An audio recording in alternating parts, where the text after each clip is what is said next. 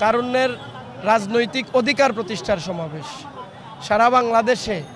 এটা একটা প্রতিষ্ঠিত সত্য কথা যে গত 17 বছর ভোটের অধিকার হরণ করা হয়েছে, রাজনৈতিক অধিকার খর্ব করা হয়েছে, কাউকে রাস্তায় নামতে দেয়া হয় নাই, কারো প্রতিবাদ করলে যে কোনোভাবে এটাকে দমন করেছে। এই সমস্ত তরুণদের অধিকার তথা সারা বাংলাদেশের গণমানুষের অধিকার প্রতিষ্ঠার লক্ষ্যে আমাদের নেতা বিএনপির ভারপ্রাপ্ত চেয়ারম্যানের ডাকে সারা বাংলাদেশে এই তারুণ্যের অধিকার প্রতিষ্ঠার সমাবেশ অনুষ্ঠিত হয়েছে। আজকের সর্বশেষ সময় এই সর্বশেষ সভা।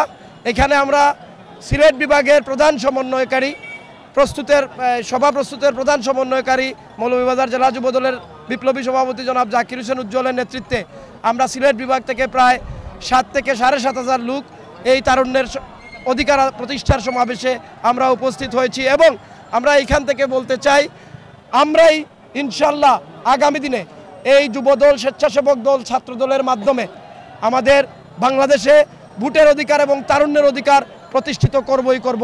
বাংলাদেশ জিন্দাবাদ, জাতীয়তাবাদী যুবদল জিন্দাবাদ, দেশনায়ক তারেক রহমান জিন্দাবাদ জিন্দাবাদ।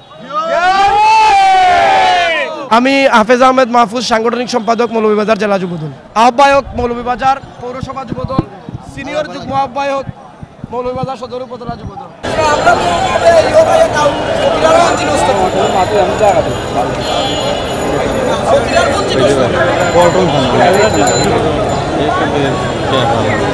আমরা